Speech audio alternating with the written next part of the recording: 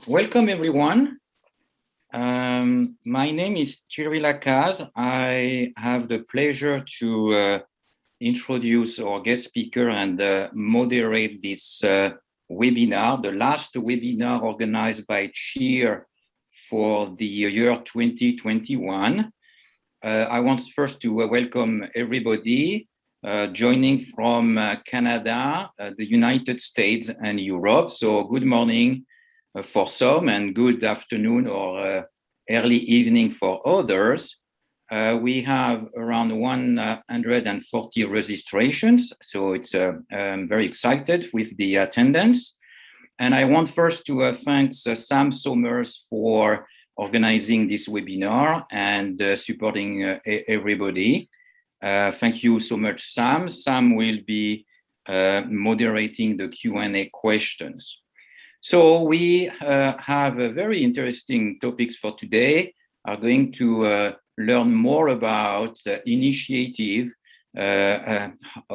opening in different jurisdictions to facilitate the ethics review process, streamlining and harmonizing ethics review. And we decide to split this webinar in two parts. The first part will be focusing on the European Union's and the new clinical trial regulations. And to do that, we have invited two speakers. Pieter Vankeerberghen is the head of clinical trials, data analytics and methods task force at the EMA. He's based in Amsterdam. And Pirkko Lepola, who is the executive secretary of the Finnish Investigators Network for Pediatric Medicine. So she's based in Finland. And she's also the project manager and the chair of the Nordic, FINPEDMED, Nordic Investigator Network for Pediatric Medicine, which, if I understand well, is a network made of Norway, Finland, Sweden, Denmark, and Iceland. So those two speakers will be presenting on the clinical trial regulations and the new portal. And Pirkko will provide a perspective on what has been the impact on the new regulations on their own country and the Nordic country. So that will be the first presentation for the first part. And then Pirkko will change of hat and she will speak as the past chair of the ethics working group of Enpr EMA, as well as the current chair of Enpr EMA. Enpr EMA is this European network for pediatric research, which is housed at the EMA in Amsterdam.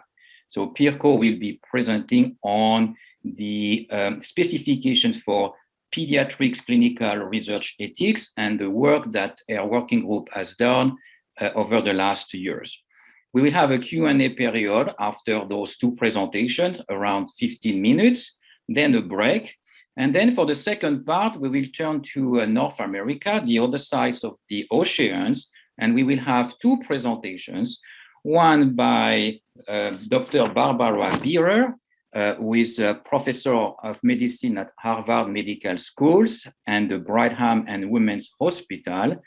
Many people know Barbara for her involvement in the multi-regional clinical trial center.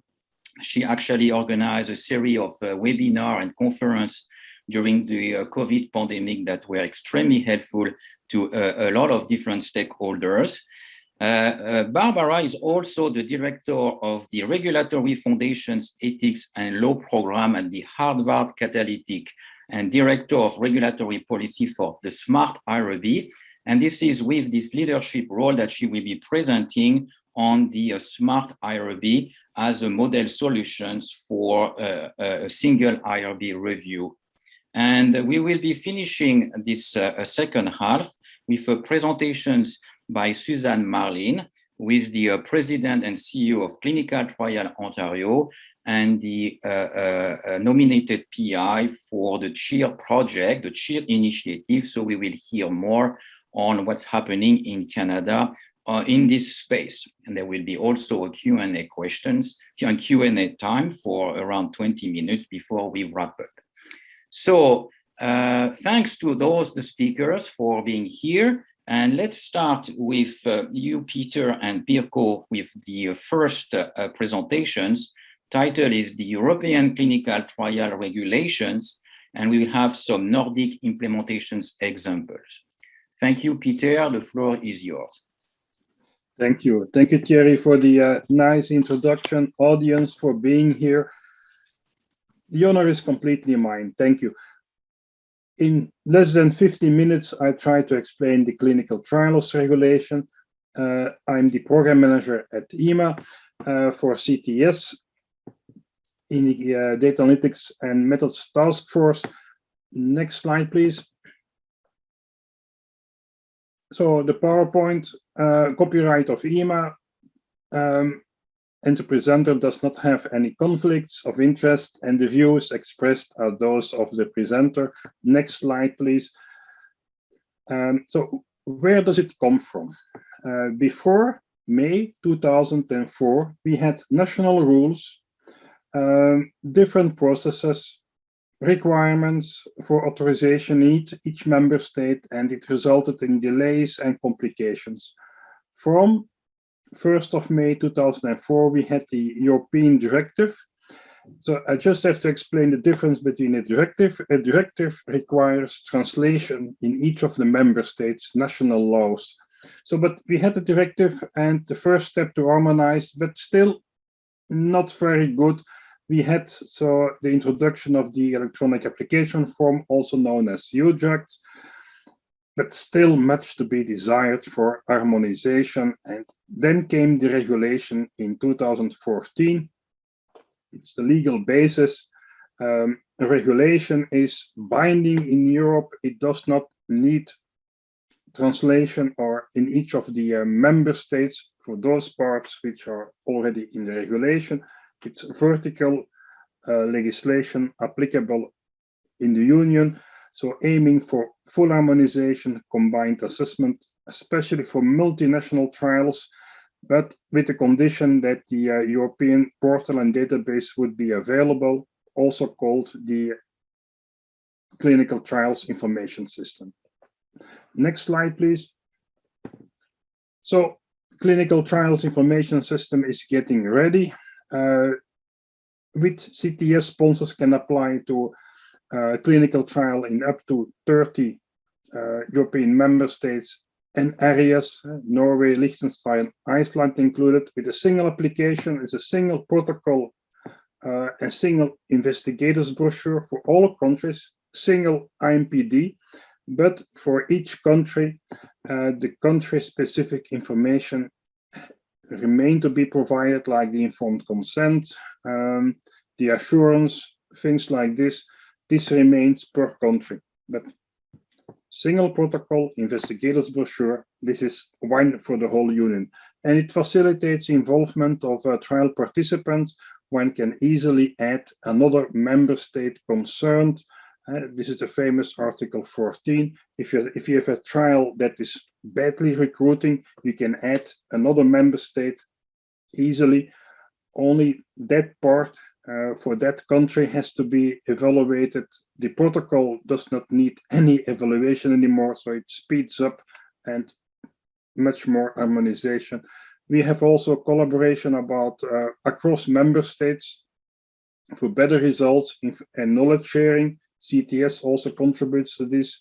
We ensure that Europe remains an attractive location for clinical research, and we will fulfill all clinical trial publication requirements without any additional effort.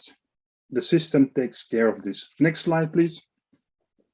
So CTIS is the business tool for the clinical trial regulation. It harmonizes the submission, assessment, and supervision of clinical trials, aiming for more public health, fostering research and innovation, and including investments in research in the Union. Next slide, please. Okay, so how does it really work? This is a core slide. This is how the regulation works. It starts on the portal. The sponsor submits a dossier. It's on the left. Then for a multi-country trial, multinational trial, the reference member states or the reporting member state has to be selected. And it's also the one who will drive the procedure, the one who will validate the dossier. So you have in the dossier two parts, part 1 and part 2. Part 1, this is a common part for the whole union. Part 2, this is the ethics part. This is per member state. And then we also have the same time the decision rules. Part 1 is the RMS who drives this. So the selection of the RMS is key in this. And part 2, this is an ethics single decision per member state, because we have per member state slightly different dossier. So we have the timelines on top, and you see the timelines for part 1 are the same as for part 2, 45 days, which can be expanded with 12 days, or when there are questions to be raised, then sponsor has 12 calendar days to answer them, and the agency has 12 days to answer. And for the ethics part, the same timeline. So we have a parallel submission, part 1 and part 2. And what's important, at the end of each decision, at the end of the process, you have for part 1 a single decision, and for each of the member states, you also have a single decision. That's important. Next slide, please. So the users of CTIS are the following. From the left, sponsors, marketing authorization holders, member states, the agencies, the NCAs, and the Ethics European Commission, EMA, and especially on the right, the general public. So we have 3 workspaces, the sponsor workspace, the authority workspace for member states and ethics, and the public portal open for everyone on Earth. Next slide, please. So the aims of the CTIS are the following: single entry point for clinical trial applications. By the single entry point, we are harmonizing, facilitating harmonization in the union, simplified end-to-end electronic processes, facilitating collaboration in evaluation between member states, also inside member states, fully electronic exchange of information between sponsors and member states. In fact, there is no need for any emailing anymore, and we have a secure archive of documents. Next slide, please. Thank you, Samantha. Increased transparency. Those items which are in the system goes automatically to the public portal for transparency. We have clinical trials results available in lay language provided by the sponsor, and the information can be retrieved over the full life cycle of a clinical trial. So for initials, substantial modifications, it's all in the system. Next slide, please. So patient safety is enhanced. We talked about the harmonized assessment in Europe. We have common assessment report templates. We have user vigilance for the SIOMs, the safety part, and indeed a single decision per member state concerned, very important. Next slide, please. Thank you. So support for innovation and research. It's a unique, intuitive tool, facilitating submission of clinical trials, offering structured data to allow efficient reporting for scientists, and especially what I said in the beginning, Article 14, a clinical trial that is badly recruiting can easily be expanded with an additional member state. Protocol has not to be reviewed again. It's only for those items like the ECF, which are to be added and evaluated. Next slide, please. So we have go live, 31st of January 22. Why is this so long after the publication of the regulation? It took some time to have everybody aligned on the functionalities which have to be in CTIS. And we had some technical issues as well, but now we are going live within 60 calendar days. In the beginning, we have 1 year transition period for initials. So an initial can be either through the directive or through the regulation. This is allowed for 1 year, but after the 31st of January, all initial trials applications have to go through the regulation. They have. And at the end of January 25, all ongoing trials have to be through CTIS, through the regulation, meaning that the volume of available data will gradually start to accumulate. Next slide, please. Okay, just a view on how does it look for sponsors. And this is a screenshot we have from the sponsor workspace. You have a search of clinical trial, notices and alerts, which show you everything there's something new done by an authority. You see it. You have a tab for annual safety reporting. You have RFIs, requests for information to answer, and you have the user administrator tab for this. Next slide, please. Thank you. How does it look for sponsors? This is a real screenshot how it looks. This is where part 1, the trial-specific information for sponsors have to be added. There is no need to obtain the UJAC number. The system generates the trial number for this on top here. And you see it's initial. You have to indicate all the fields. You have a tick box to check here and to see if my submission is complete. When it is complete, you have to submit. Then it goes instantly to the receiving member states. Next slide, please. Thank you. The legal base for transparency in the regulation. By definition, the European database, so CTIS, shall be publicly accessible unless, and then we have the exceptions, personal data, CCI, but in principle, everything is public. Next slide. Okay. Unless, and these are the exceptions, things that are under evaluation, things for which a decision has not been taken, and sponsors, of course, they can activate a deferral.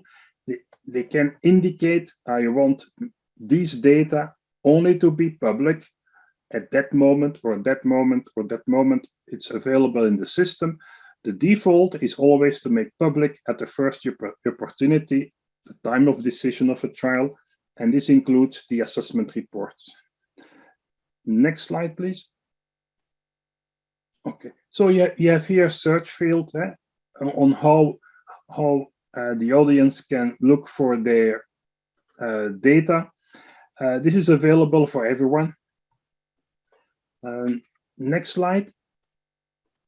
Thank you. So what will not be made public? IMPD, everything what relates to quality, the chemical quality of the data, the drafts of assessment reports, financial agreements was very sensitive, and any request for information recorded outside the assessment of an application.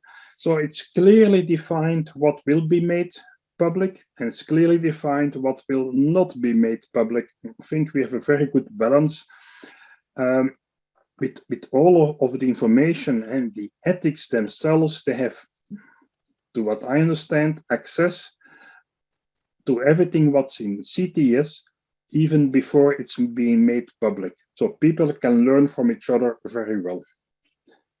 Next slide, please. Thank you. I'm at the end. Over to you, Pirkko.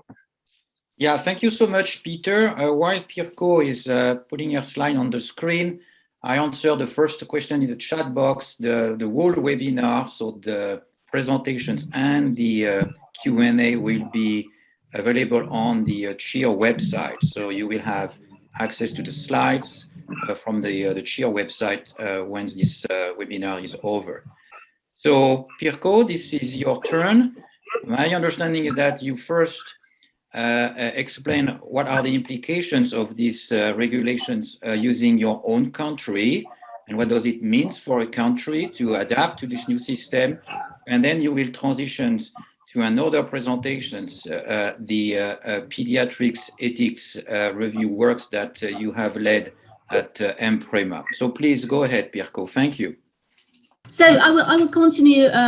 Thank you, everyone, and good morning and afternoon for the webinar participants. And I'm really honored also to be invited to this webinar. I will show and present two presentations in row. First of all, I will continue where Pieter ended, and I will show the practical example how this clinical trial regulation has been tested in Finland. And the second one is about our multi-stakeholder working group of ethics at the Enpr EMA at the European Medicines Agency.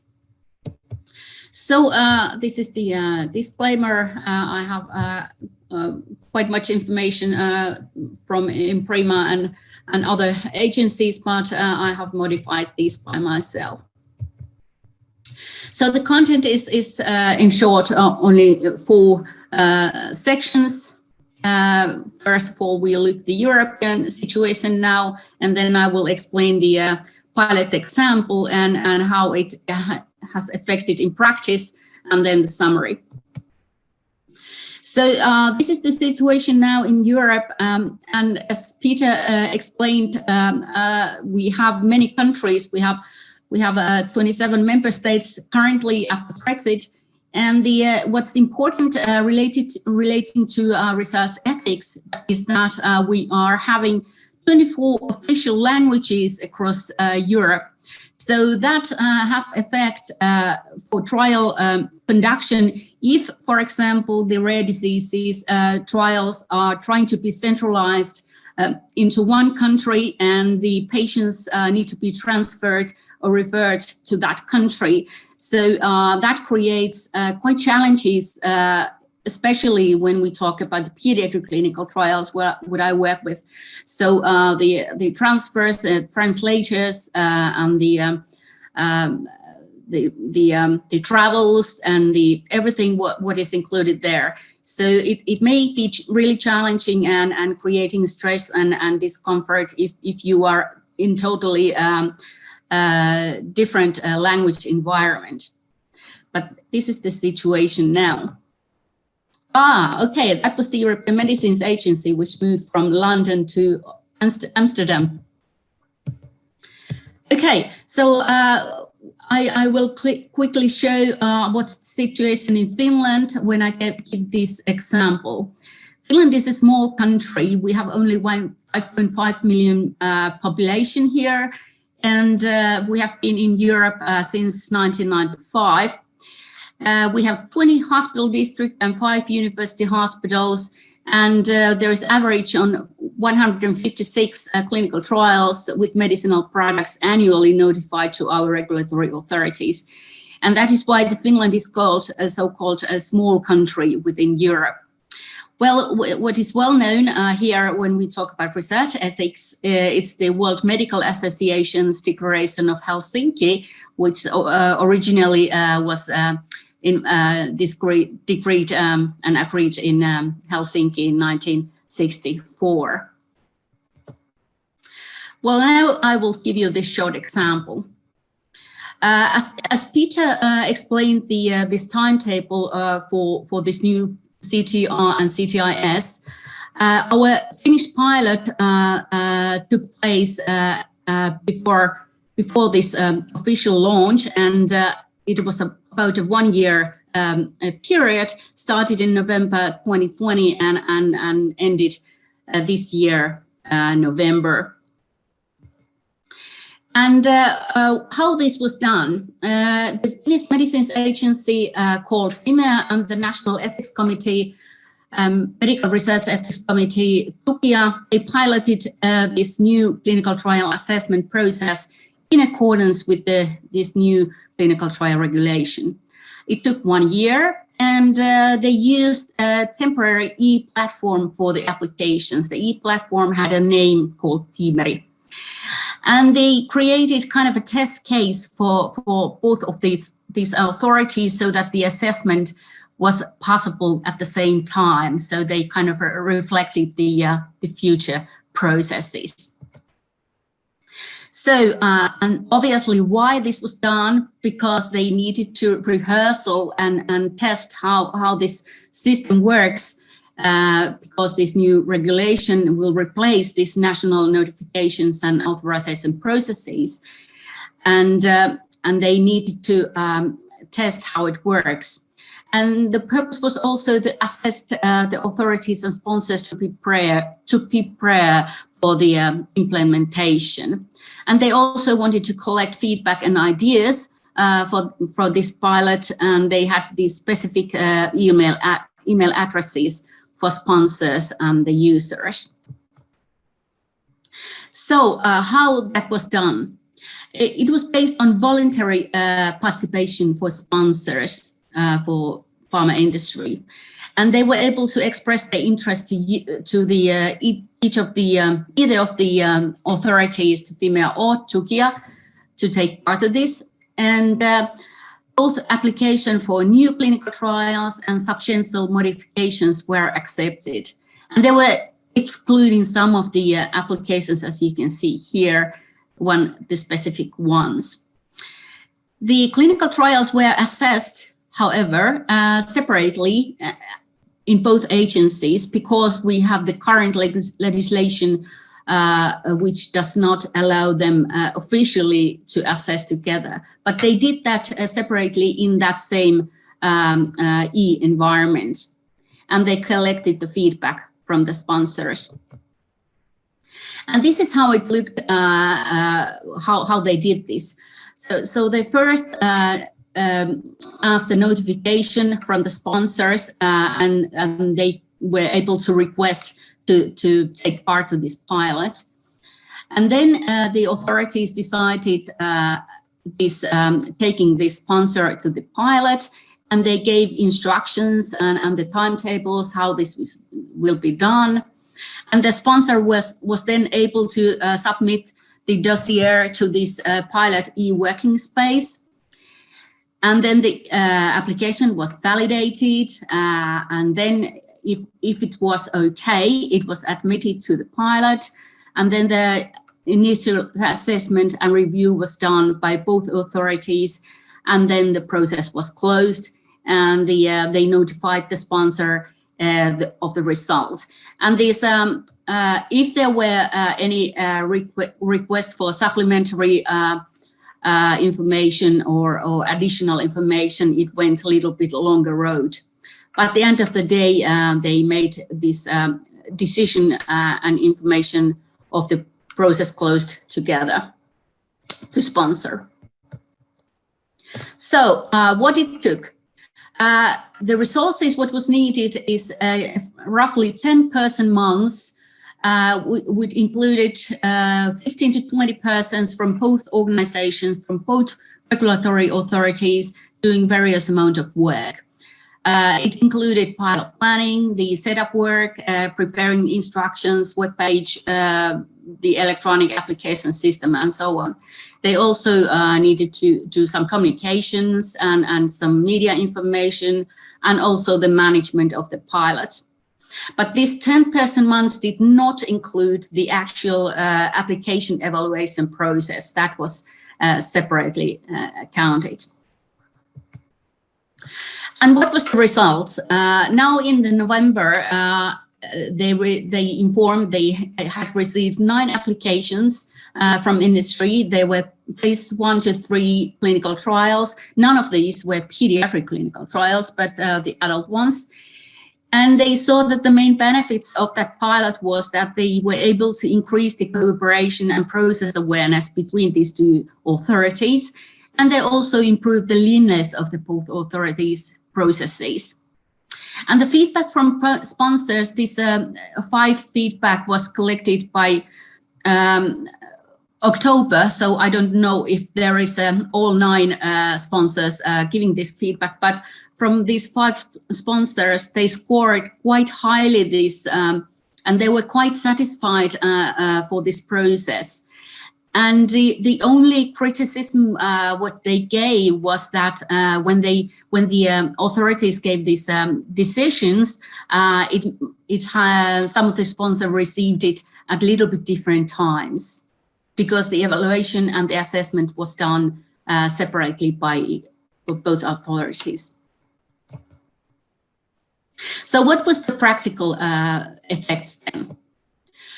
And what will be? Currently, we have the system, as I described here. It takes approximately 60 days because we have the 60 days limit for opinion or assessment in our laws, in our current law, which is the Medical Research Act. And currently, all the sponsors need to do 1 national application to a National Medical Research Ethics Committee and 1 national notification to the Finnish Medicines Agency. But when the new system comes alive and this new CTR and CTIS, we will have, and actually one of these new laws came into the force already a couple of days ago, Medical Research Act for clinical research and with medicinal products, and another law will be for other type of medical research. And the number of regional medical research ethics committees will be lower and cut it to 5. And now we have 9 ethics committee, but there will be 5. And the system now will be so that there will be 1 European application to this CTI system, and both authorities can do the combined assessment within that CTIS system. And the total days, the total time, what we will take, it will be a little bit faster if there is no additional requirements from the authorities. So what will be the result now? We will have a new National Ethics Committee for clinical trials. The name will remain, the only minor writing change into the name. It will operate under the government, and the Ministry of Social Affairs and Health proposed the composition of that committee. The government nominates the chair and vice chairs and the members. And many new members will be recruited for that pool. They need at least 30 members and chair and vice chair. And for example, the pediatric experts need to be presented for pediatric trials or studies. And also 1 lay person need to be in each meeting. There will be permanent secretariat and secretary general placed in Helsinki. And the operational period for each committee, for such committee, is 4 years, and they will start the weekly meetings after the January. Other ethics advisory boards will remain. There will be no change within these other boards regarding the other type of advice. So the implementation in practice, the old and new assessment process will be available in parallel manner for the 3 years period, this transition period, what Pieter also explained. But the exact number of new clinical trial applications in 2022 or onwards is not known yet. The real CTIS test version was available for our authorities quite late stage for rehearsals, but now it has been open for some time. And the CTIS needs various user roles and admin rights for member state competent authorities. And some of the regulatory guidelines will be abolished. This is I'm not going through this, but I show that there will be several types of user profiles in that CTIS system. And for academia, it will be really challenging because they need to decide whether they are going into that system per trial, or do they select organizational profiles, which is in case, for example, the big hospital will have an organizational admin role there, and the investigators within that hospital don't use the personal profile roles there. So what is done and what is needed now? There is a need for update both authorities' website and information. There's they need more resources for the coordination work, more internal and external training. Of course, all the stakeholders need to be trained. And of course, the translations of the user manuals, now everything is available in English, but we need Finnish versions and national language. And there is some modifications for the legal decree and for the payments. So the summary of this Finnish situation is that the implementation created a demand to test these kind of national level regulatory processes. And both our authorities piloted this system together with 9 trials. It took 10 months to organize this pilot, and it resulted quite positive feedback from the sponsors. And at the end of the day, there was not so significant difference in the assessment timings, and the CTR resulted anyway to national laws for clinical research in Finland. And the implementation needs more resources for the coordination work for both authorities for at least the first 3 years, the transition period. Thank you. So, thank you, Pirkko. I suggest that we move on to your second presentations, and then we can start a Q&A period. Please, if you have any questions, put them in the chat box, and we will answer questions coming in order of submissions.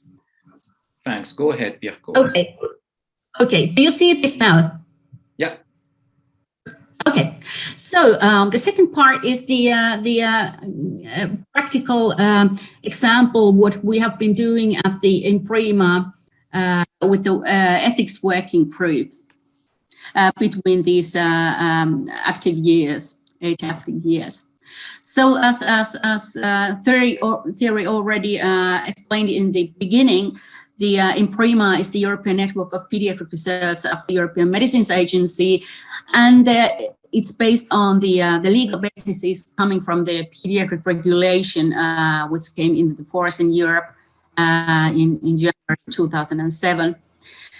But in short, the Enpr EMA is an umbrella network of research networks, investigators, and centers with recognized expertise in performing pediatric clinical trials in Europe and also in other parts of the world, because we have a coordinating group which includes presentations also from other networks outside Europe, like the theories MyCERN from Canada, and we have a network from Japan and the US, one US network.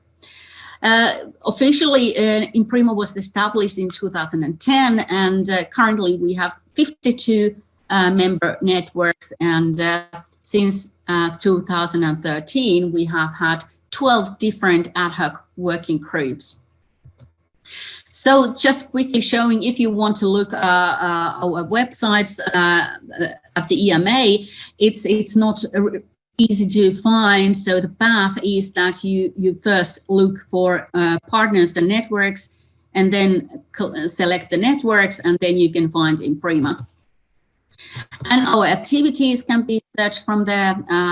We have different working groups there. There was a specific mandate for each working group, official mandate, how we should work. So this is the ethics working group example. And as you can see here, Enpr EMA has many stakeholders what we need to consider in our work. And within these important stakeholders, the ethics committees is one of these. And the working group's focus was naturally for this ethics committee's collaboration. So the title for this ethics working group was created so that it was dialogue and interaction with ethics committees ever since 2013. These three first points here are so-called general guidance. It came from the mandate of the working groups, and all working groups needed to address some of the most important needs they were able to identify and trying to solve. And also they were needed to make the best use of the networks, what they can, and also to develop pragmatic responses to the needs relating to pediatric medicines research. And for the ethics working group, the next three bullet points were defined so that we should gather examples of good practice when ethics committees consider clinical trials relating to children and adolescents. And also we were supposed to develop proposals to disseminate good practice to European committees, ethics committees, sorry, and then also to contribute to the implementation of the pediatric regulation, and to show these efforts will create more favorable environment to speed up the high quality research. Currently, I'm not going through these names, but currently the members of this latest working group, which will actually close down after this final deliverable, because it has been operating too long at once. So this is the last group for now in this ethics environment. But as you can see, we have very large multi-stakeholder working group from several countries involved around Europe, and also one person from US. So I will quickly show what this working group has been doing ever since the beginning. The first one, the first work, what we did, actually, I have been there all the time. So first work was creating a plan, what we should do. And we created 12 recommendations, what would be the really important things to do during the following years. Then the first deliverable was published on Enpr EMA website in 2015. It was kind of a toolkit for informed consent and assents for pediatric clinical trials. It was a table, and it is a table of different requirements based on investigations across Europe, how different countries require for example, the signatures for informed consent for children's trials. And then after that, we published the article about this same work. And then we contributed also this European general ethics guideline. It's kind of a guideline under the European Commission's ad hoc working group, who have created these ethical considerations for clinical trials and medicinal products conducted with pediatric population. And there was the first revision published in 2017, and we joined that work also. And then we, in the same year, we contributed a little bit also the US common rule for the pediatric research, and we gave comments to 2 points: the value of the international perspective when revising the rule, and also for the informed consent. And that revised common rule went into effective in 2018. And this is how this first deliverable looks like, and it's all these are publicly available on Enpr EMA website. So there is a list of 25 countries in alphabetical order, and there you can search what are the requirements per country. And this is the example, for example, the number of required signatories in Europe. As you can see, it's the half of the countries require 2 signatures from parents, and half of the country requires only 1 signature for infant consent for pediatric trials. And this is the article you can find also from our website, and this is the open access article, so it's already available everywhere, so in the databases. And the list continues so that the other activities, much of this was related to collaboration with the European Network of Research Ethics Committees, the EUREC. And during these couple of years, we had several meetings and several conferences where we presented our work. And there was also this boot camp in Prague 2019, which was really good because this is a training event for the ethics committee's members.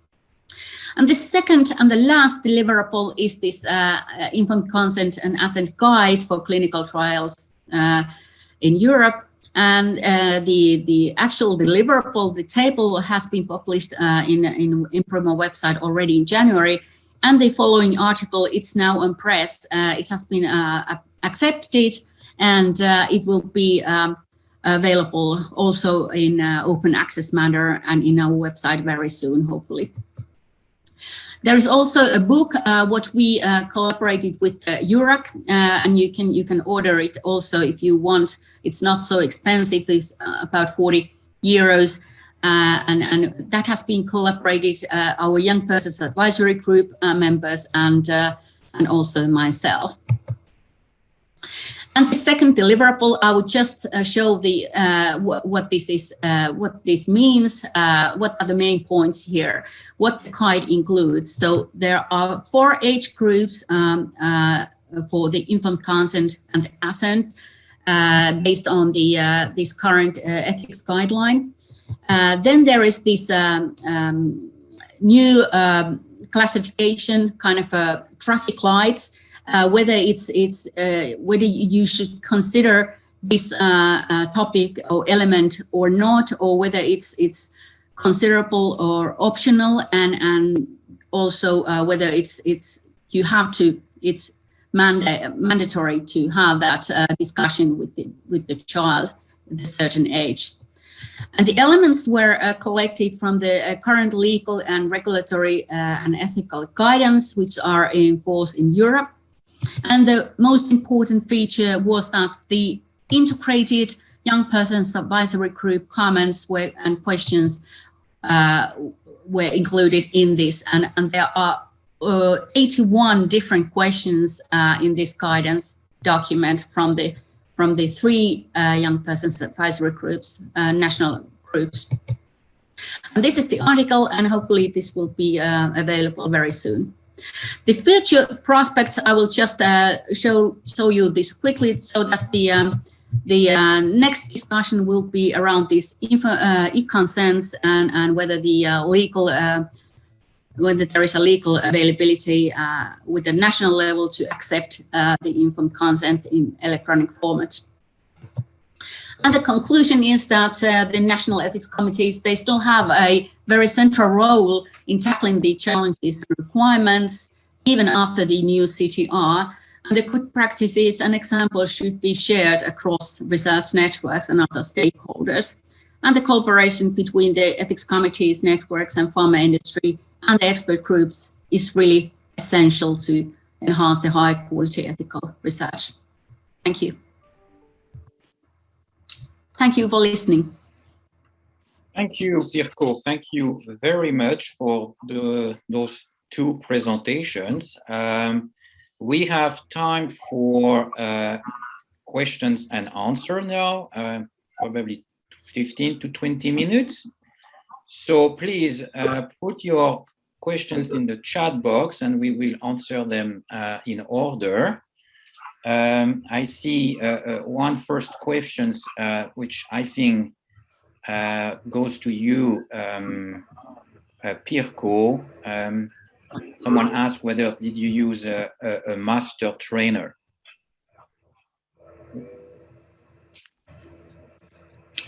Thank you. now I can't hear you, Theory, but I will take the video off. So, sorry, can you repeat the question?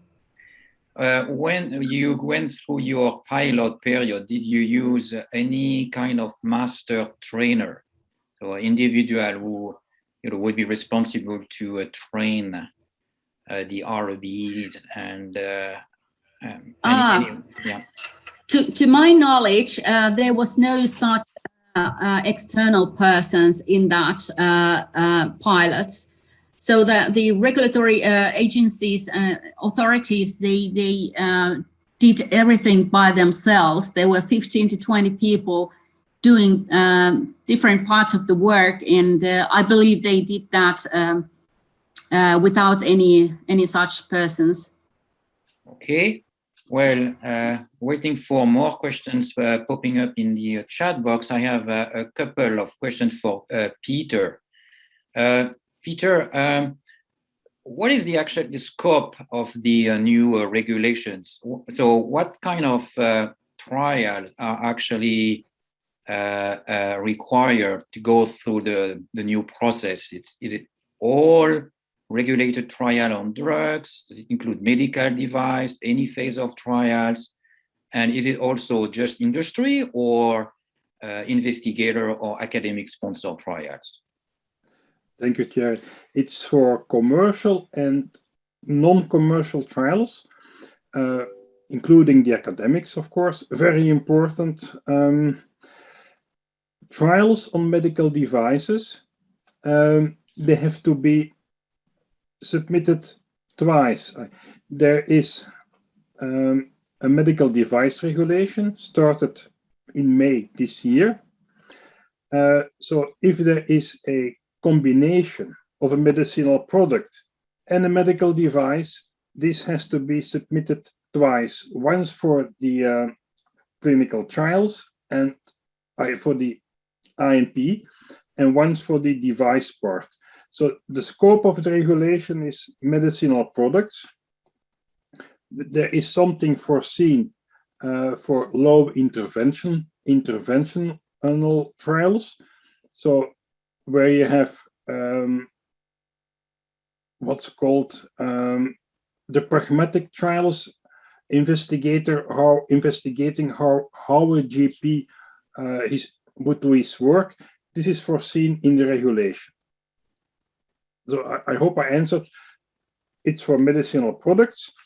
When you have a combination preparate, medical device, then you have to do it according to both legislations. Okay, thank you. And if the sponsor, whether it's academia or industry, is doing a trial in a single country in Europe, is it they still have to go through the new system? Okay. Well, for academics, what I would highly recommend for academics, that they rely on their clinical trial center. They need information from the CTC, from the clinical trial center, like there are documents which are needed in part 2, like suitability of the site. Okay, the investigator has to provide his CV. This will be no issue. Also, the assurance has to be provided. The financial contract, also the draft has to be a financial agreement, and the contract also has to be provided. Everything what relates to labos also has to be provided. So my advice is for academics, if you do a trial each 2 or 3 years, go to a clinical trial center of your hospital. If not, try to work with one of a joining hospital before you start investing all the effort in operating the regulation. This is my advice.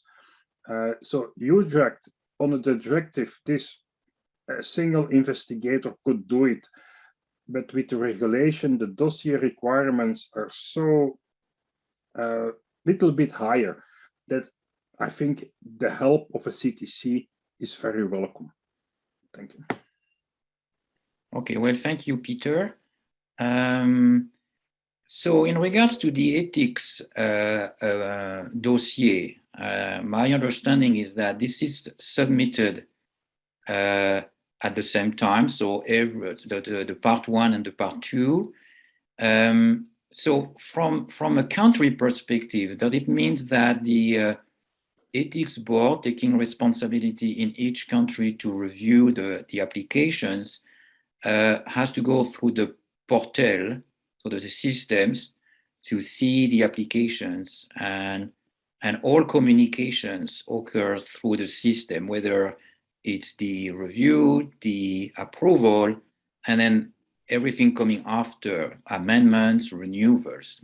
There is an obligation to use the same portal, right? I understand well? It's right. It's right. You're fully right. What I would recommend is that I can only speak for the ones I know, that the ethics, at least the coordinator of each ethics, operates CTIS. They can download the protocol, the ICF, download, send it to their assessor. So at the end, they don't have to give CTIS to every assessor, no, but the coordinator of the ethics, they have to drive it, yes. They have to drive it, or they have tacit approval. So if an ethics doesn't answer on time, the trial gets authorized tacitly. Okay. So they have indeed a soft obligation to follow it. Otherwise, they choose for tacit approvals. Thank you, Peter. All right. Well, if there is no further questions, I propose that we break out for 15 minutes. So we will reconvene at 9:15 Pacific time, which would be 12:15 in Ontario, and Europe time, I guess it's going to be 6:15 p.m., correct, Peter? Perfect, indeed. Hi, everyone. Back again for the second half of this webinar. Thanks to the two speakers that made a very comprehensive and exciting presentations for the first part. Now we are moving to the other side of the oceans. And for those that maybe missed the first minutes of the previous, the beginning of this webinar, let me introduce our two speakers. Barbara Bierer is a professor of medicine at Brigham and Women's Hospital, Harvard Medical School. She leads the multi-regional clinical trial center, and we have been very much impressed by the work done by these centers over the COVID-19 pandemic in the pediatric child health space. But Barbara is here today in her role of Director of Regulatory Policy for the Smart IRB, and she's going to talk about this initiative and in the next 20 minutes. And then Suzanne Marlin, who is the President and CEO of CTO and the nominated PI of CHEER, will provide an overview of the CHEER projects here in Canada. So, Barb, the floor is yours. I think you are running your conversation from your screen, correct? I am. That's okay. Correct. Thank you so much for inviting me. It's a pleasure to be here. And I really appreciate the inclusion of this effort in your discussion. So I've been beautifully introduced. I have no conflicts with this presentation, and we're really going to be speaking solely about ethical review now. All research obviously involving human participants should have oversight. Of course, that is not the regulation in the United States, but that's another problem. And that's for single site, multi-site, and international collaborative research based on Declaration of Helsinki and SIAMS.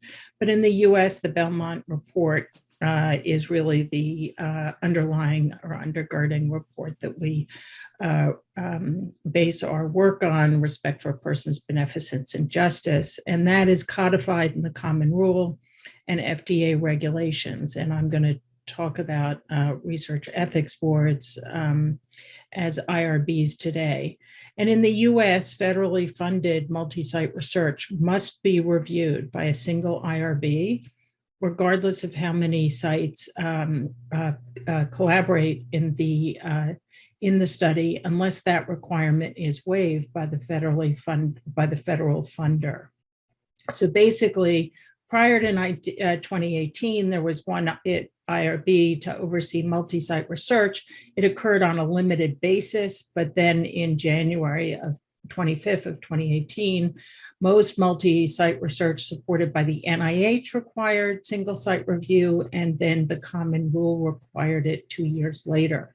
The FDA has yet to issue a requirement to use a single IRB, but it does not oppose the use of a single IRB for multi-site research. And it is supposed to come out with guidance and a proposed rule shortly. So what does this mean? In the old days, and I'm sure you all know this, there was a lead investigator or sponsor for one trial that went out to the site investigators, who then sent the same protocol to each of their IRBs. The IRBs would then exchange the PIs would then exchange the information to the other IRBs that after their review, it would go on and back and forth until there was concordance with the protocol and the informed consent. This usually or often took months and months. So what happens now is, with a single IRB, there's a lead investigator or sponsor. It sends the protocol to the reviewing IRB, which may be an involved site, does not need to be. And then that IRB reviews on behalf of all of the relying institutions and the local site or site investigators. It saves enormous time, as I'll show you, after you have established the relationship in the contract that allows that single site review of the research. So we started this at Harvard, which is actually about 23 separate institutions under the umbrella of the Harvard Medical School. Since we often collaborate with each other, when I was running research at the Brigham, I would routinely sign about 4 or 5 of these reliance agreements a week. And truthfully, had my team point out anything different about the contract than had been previously proposed to me, and for which I would read so that I wouldn't have to read it. But coming up with that language and with the work to do that and circulating it still took weeks, even if we had already agreed to it. So we decided to arrange a master reliance agreement among the Harvard institutions. When that was done, then we collaborated with some New England folks. We sent it to various areas around the United States.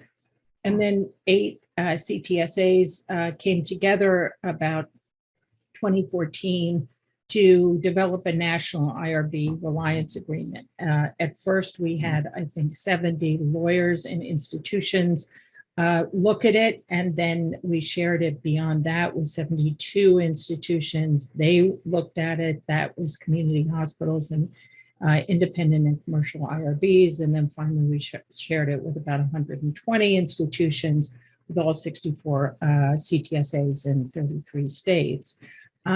And that became the Reliance platform. So, one of the things I will advise is that, at some point, and for us, it was after 70 lawyers and 70 different institutions said that this agreement was good enough, we basically locked it down and said, this is version 1. It took years to establish, but I think we've got a system in place now that works well. So this is really an agreement that allows collaboration across the nation. It's for any US human subjects research that has, for institutions that have a federal-wide assurance. It's research regardless of funding or funding status. It doesn't matter if it's federally funded or other funded. And it's used on a study-by-study basis. So the agreement to review or rely is established, but then you can decide for any given study whether or not to rely or review on behalf of others for that study. And the beauty of it is that there's no need to negotiate the agreements for each study, and it's you can either serve as a relying site or reviewing IRB. So it does require documentation of who will review, who will rely, and it's undergirded by processes and procedures that are in place. So really, this is the roadmap. We started becoming funded by NCATS, an NIH institute, in July 2016. And it was really to grow this national IRB network. It was to support the use of IRB, smart IRB, to educate and train the institutions and the HRPP, the human research professionals, protection professional at the institutions and investigators, and then to do our best to harmonize review processes across the nation, because of course, that is the next step.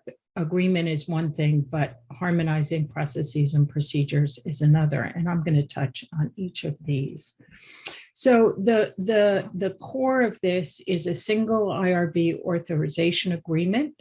You sign up once, and then it's implemented for any other trial that you wish to rely or review on behalf of that. We have SOPs that clarify the roles and responsibilities of investigators and institutions.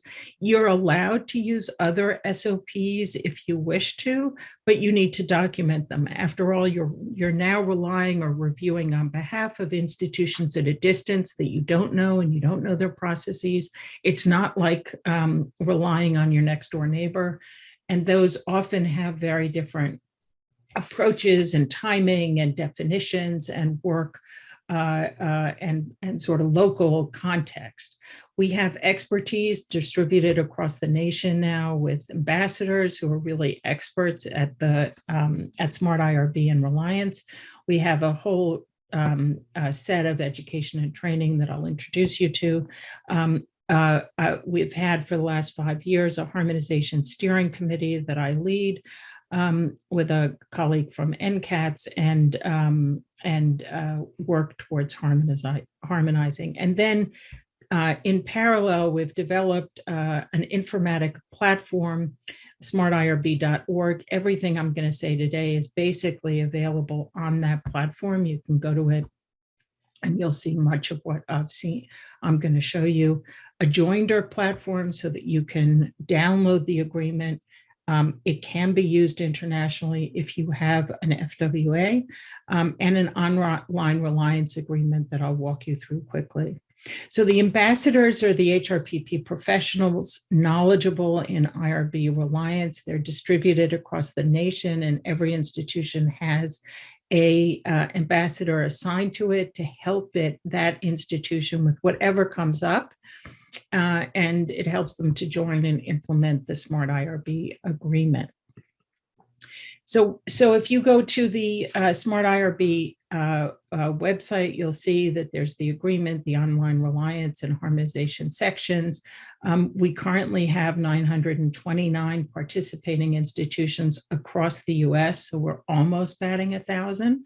And that includes all the clinical and translational science centers, universities, academic medical centers, community hospitals, cancer centers, patient-powered research networks, independent IRBs, and others. And we have a number of national partners. We also have a learning center, a set of resources, an About Us page, and support and questions. So if you go to the website, you'll see that you can go to the participating institutions. They're all in alphabetical order, but you can search there, and you click on the institution's name when you find it to find that institution's point of contact. That point of contact for the institution is the person who will sort of manage, sort of be traffic control cop at the institution, find the right investigators if they haven't been answering, find the right institutional officials, do whatever is necessary as the contact person. And if you go to our website, for instance, at Harvard Medical School, you'll see those points of contacts and an alternate should that person not be available.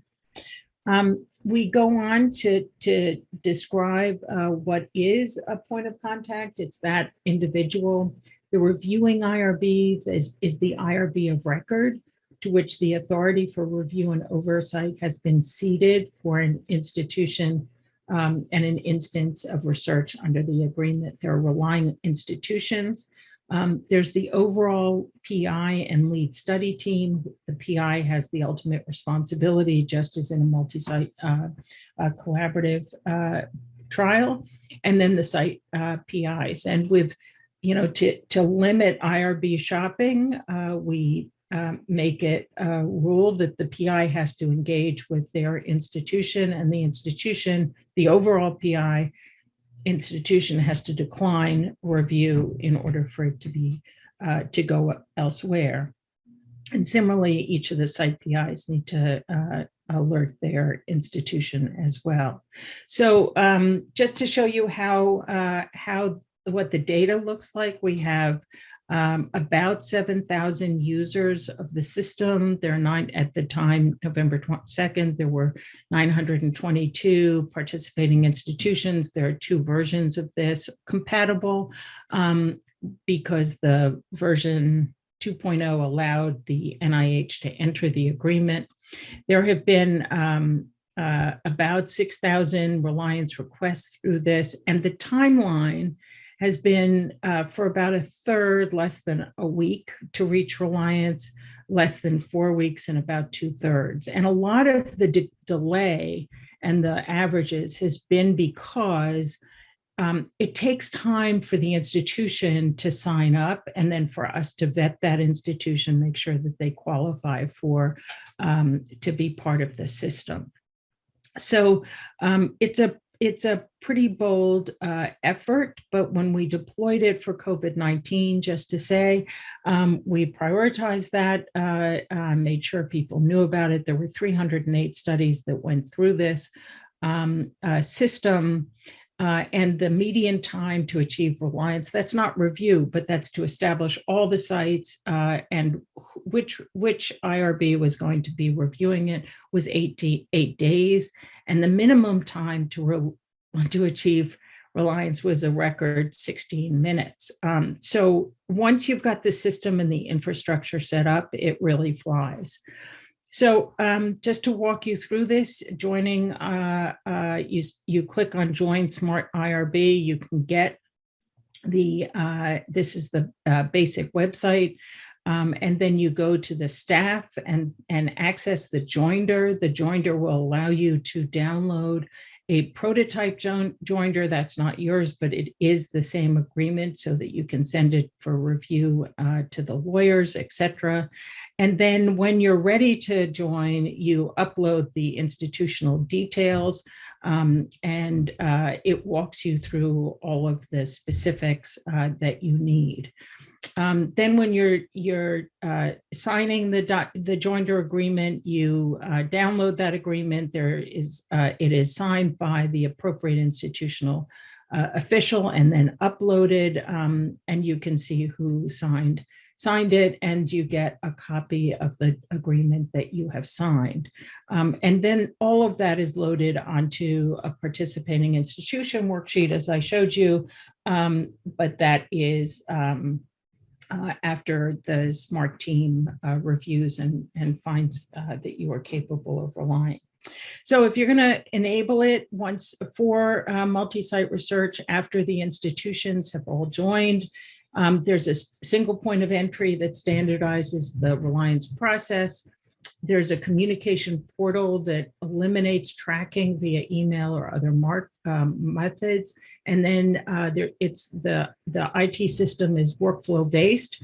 So it clarifies who needs to do what when, and it takes it out of the need for people to email each other and to sort of figure it out.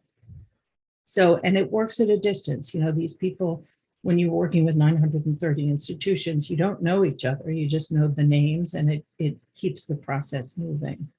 So, you know, there's a send request, then you verify the eligibility and identify the reviewing IRB, submit the reliance decision. Yes, we agree to review or rely, or we do not. Then you reach reliance, and then it goes through, and it can be contemporaneously reviewed by the IRB of record. The process is that the overall PI designee submits the request for reliance, enters the detail of the study, lists the engaged sites, and identifies the activities and personnel for each site. That is because, in many ways, you know, when you do complicated research at an institution, it's not necessarily true that all the activities are the same. We've had, for instance, pediatric trials where the MRI is done at one institution because it requires conscious sedation, but the follow-up and interviews, et cetera, are done at another. And then there's an upload, the research protocol, and the consent template. There are 4 steps. The home institution evaluates the request. It proposes the reviewing IRB. They record the reliance decisions, and then the reviewing IRB will issue the determination. They upload that determination, and it's sent automatically to all of the relying institutions.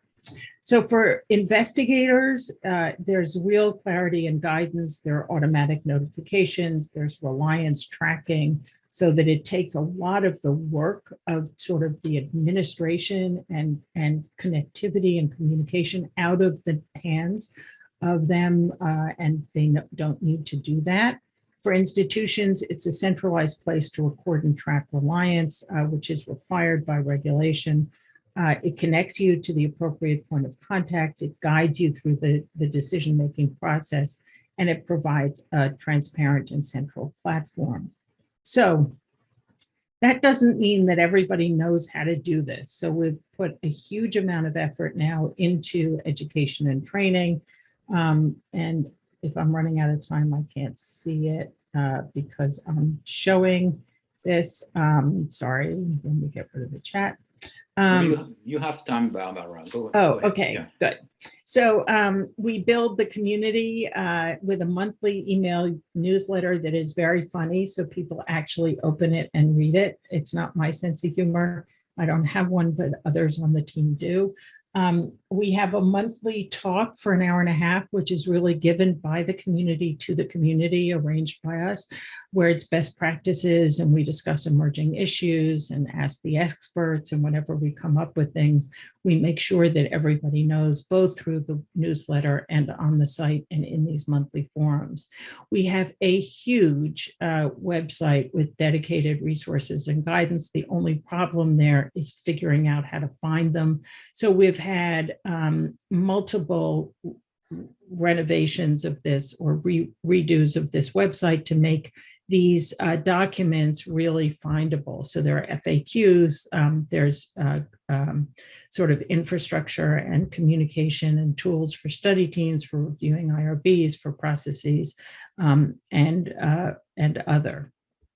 So we do, nevertheless, people were particularly new to the system, wanted to understand how to begin and how to do it. So we have packages for IRB and HRPP professionals, so that it gives you everything you need to know there, as well as for the investigators and the study teams, and as a startup package, et cetera. And then we have a very active help desk, which is monitored daily and answered within the day.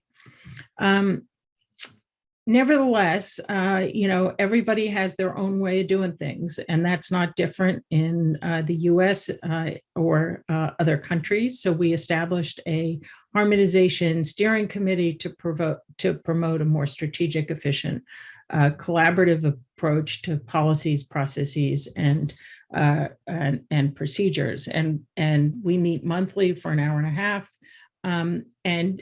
Based on a couple of conferences, as well as having our ear to the ground, we come up with questions that require discussion and harmonization, and then panel a subcommittee to work on sort of developing tools, resources, and guidance, and figuring out the issues, and coming back with suggestions, which the Harmonization Steering Committee reviews. Then those are always put up on the website for public comment.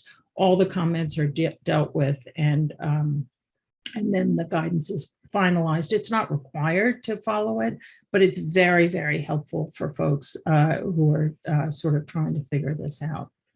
So what have we learned? The flexible terms allow the agreement to address all research. It's not for, minimal risk or full board, it's for everything. Doesn't matter what the funder is or who it is. The IRB and HRPP experts in single IRB serve as ambassadors. They've been incredibly helpful to help the community understand how to do this. The points of contact have been really a godsend and improved communications, because you always know who to talk to. Standardization has helped to streamline reliance. We have this workflow-based IT that promotes efficiency and compliance, and then have spent a lot of time on education coordination and communication. I think people do trust us because we don't have a dog in this fight other than making it work well. It's non-for-profit, currently supported by the NIH. The NIH has recently taken over the IT because we have really been at a stage where we're not building it, we're maintaining it.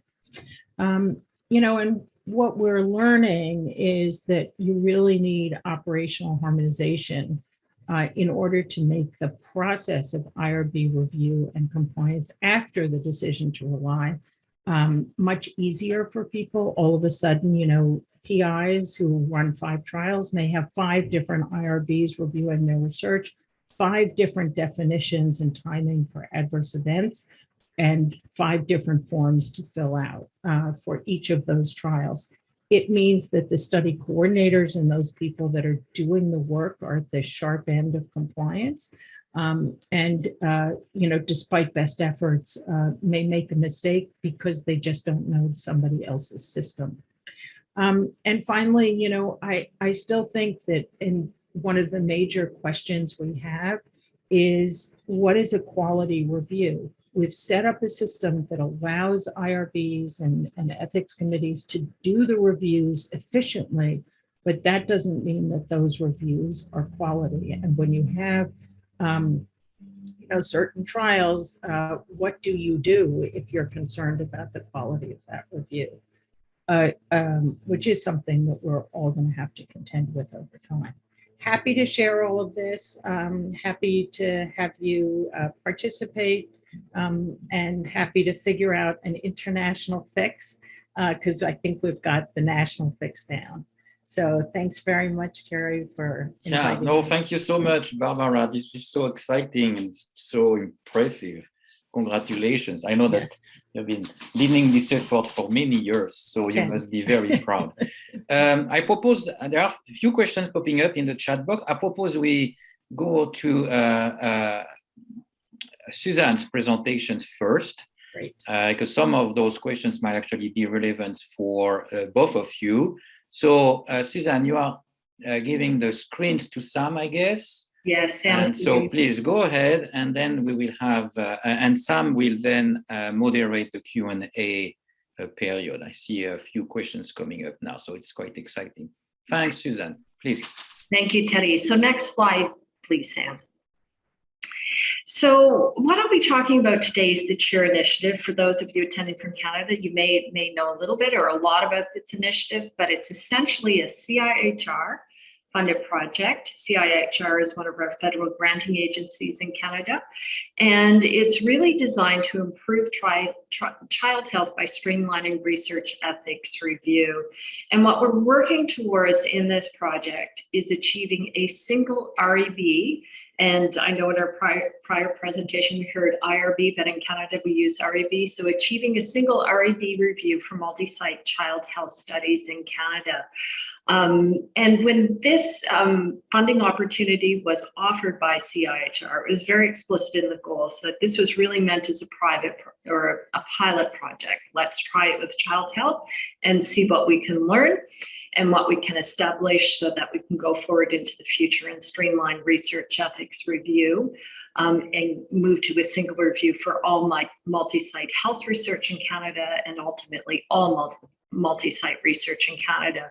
So this project, the CHEER project, it's being led by Clinical Trials Ontario, and I work with this organization. CTO, or Clinical Trials Ontario, has already established a province-wide streamlined research ethics review system. So, we have 7,000 users in Ontario that use that system.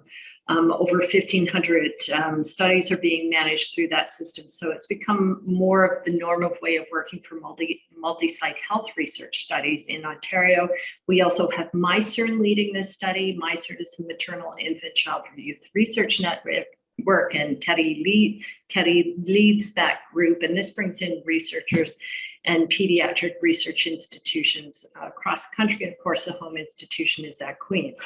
So you can see over here on the right, project activity. So we have 4 main things that we've been focusing on. One is developing an online platform that will manage research ethics review. We have an REB assessment program, and I'll talk about that a little bit more.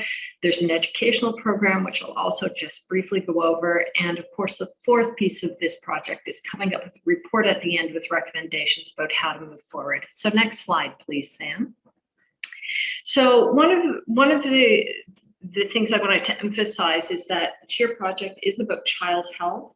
In terms of streamlining research ethics review in Canada, we thought this was a very good place to start, and we were so pleased to see CIHR, the Institutes of Human Development, Child and Youth Health, as well as the Institute of Genetics, sponsor this funding opportunity. It's a great place to start in Canada because child health researchers have had a long-standing interest in streamlining research ethics review.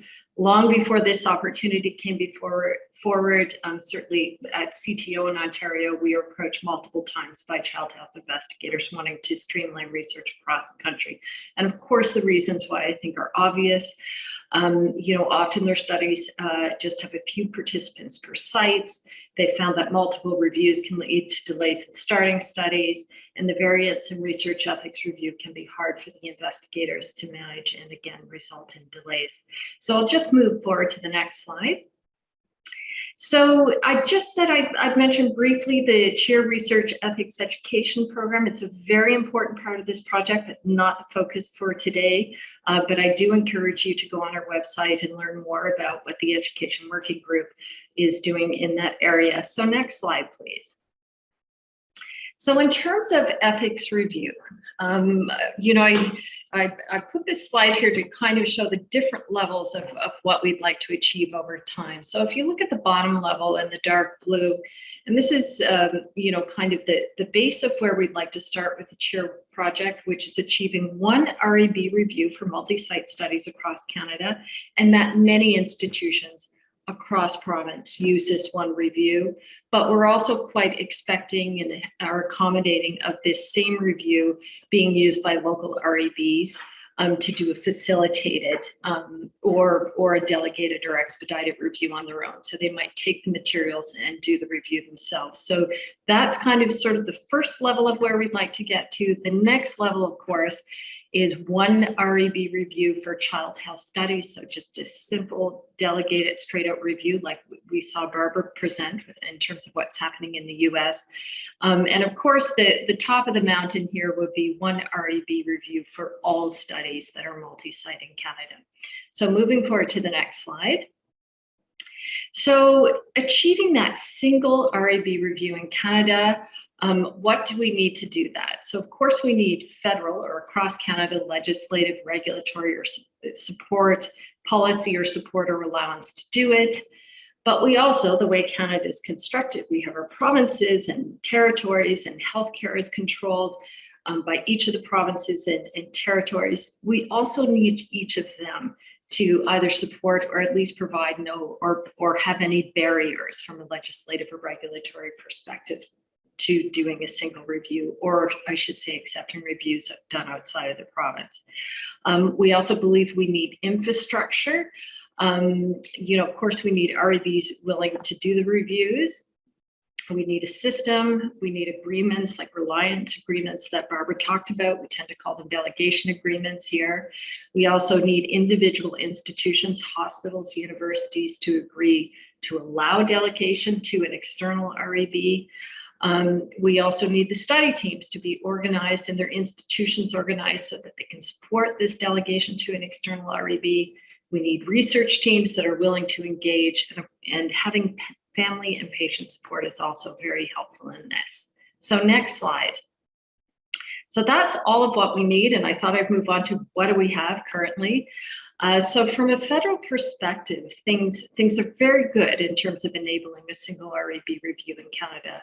Our regulatory agency, Health Canada, of course, it allows a single REB review. The clinical trials regs don't speak to it specifically, but there's nothing to stop that from happening.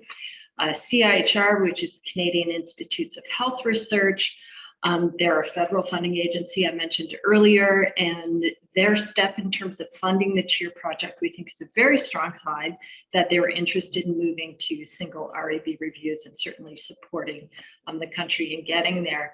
Moving over to the right, the main policy supporting research ethics review in Canada is the Tri-Council Policy Statement for the Ethical Conduct of Research Involving Humans. Any institutions doing research funding by any of the 3 federal granting agencies has to follow this policy, and it's widely adopted as a standard across Canada. When you look at the TCPS, it actually supports several models for streamlining research ethics review, and it definitely supports a single delegated review. And recently, just over the past 6 months, there were proposed changes to the Tri-Council Policy Statement. I think they were meant to even further support and actually require in some circumstances a single review. I think there are some bugs to be worked out in terms of the proposed policy, but that was a really nice thing to see. So moving on to the next slide. So we talked about things federally. When we look at provinces, by the way, within provinces, Ontario, Quebec, BC, Alberta, on and on, all across Canada, we see really nice collaboration or streamlining or harmonization or single or collaborative ways of doing ethics review within provinces all across the country. However, not in every province we do not have the ability for a board outside of that province to accept a review that's done outside of that province. So in this slide here, you see little stars or sunshines on top of each province or territory where there are no legislative barriers to accepting an REB review that's done outside the province, but we still have 4 areas in Canada where barriers exist, including Alberta, Quebec, Newfoundland, and Saskatchewan, which shouldn't have a star. There's a legislative piece to take care of as well. So moving on to the next slide. So that's what we see provincially. When we look at the infrastructure needed for a single review, so with the CHEER project, we really tried to focus on what do we think is the minimum necessary in terms of infrastructure to make things work and make it work well. We will develop more over time, like we're working on template, sample template, consent or assent forms, etc. But to get us going, we felt we needed a system, so IT infrastructure to manage initial and ongoing reviews for multiple sites. Of course, we need boards ready and willing to provide a single review, and we do need a delegation agreement. The Tri-Council Policy Statement requires this at this time. Barbara talked about this. It's referred to a reliance agreement in the US, but we need an agreement in place as well. So moving on to the next slide. So in terms of the CHEER infrastructure, we do have the online system now built and ready to go. We leverage the CTO infrastructure, but we have a customized system for the CHEER project for multi-site child health research. This system allows a researcher anywhere in the country to come in, submit a request for research ethics review. The forms that they use are consistent for every study across the country, no matter where you're applying to, no matter which board you're going to. So both the initial review forms are there, as well as the ongoing and the SAE reporting and everything. So the system is built and it is ready to go. The other thing we felt we needed was an REB qualification program. When I talked about needing REBs, ready and willing to go, one of the things that we certainly found in Ontario, and we've even heard elsewhere, is needing some sort of way to, review and make sure that boards are operating at a level that everybody else is comfortable with, other boards and other institutions, to delegate that review. So we do have an REB qualification program. At this point in time, we have 6 boards that are either qualified or are undergoing and about to be qualified. A number, or 5 of these, are in Ontario, but we also have one in Nova Scotia, the IWK, which is soon to be qualified. The third piece of this that we felt was is necessary to delegate is we need a template reliance or delegation agreement. So we have developed a CHEER Board of Record delegation agreement. We looked at several examples across Canada. We looked at Barbara's example from the US as well and came up with one. The terms in these agreements tend to be pretty much the same, what you're looking for. So we have this sample template, so we're not mandating a particular agreement or exact language at this time. Certainly, as the system matures, that would be nice for us to be able to do, but at this point, we're still at that learning point and learning what will work across the country. So move on to the next slide, please. So we have the infrastructure in place. Let's talk about institutions. So for an institution to agree to use an REB done outside of its institution, certainly what we're finding in this project and what we found in Ontario is you need senior leadership support in that institution, and that can reside in different places. You need internal policy, each of these institutions, these hospitals or universities, to make any necessary policy revisions. Over the years, you often see within policies, Senate policies or medical advisory committee policies, specification of the particular REB in-house. So things like that need to be changed. And of course, you need processes in place to support an external REB review being used within that institution. So next slide, please. The next thing, of course, is you need institutions and study teams to be set up to accept an external REB review. So I put this slide here just showing some of the examples of what's needed to get institutional approval to start a study. And I think this is the same in the US and probably all around the world, but often investigators or study teams need a departmental approval. Sometimes there'll be a hospital, other resource approval. Often there's a contract that has to be negotiated associated with the study. And within the typical system, there's a local REB ethics approval. And when you look at that green diamond around the 4 blue requirements, that's really kind of meant to signify that typically institutions all have their own system, and all of these approvals happen within those systems. By the way, I just put a little arrow to Health Canada approval just to emphasize that regulatory approvals for studies is an outside external process. Typically within institutions in Canada, it is the REB that checks to make sure that Health Canada approval is in place. It's done once for each study, but it's done in a separate process. So this is a typical route. All of these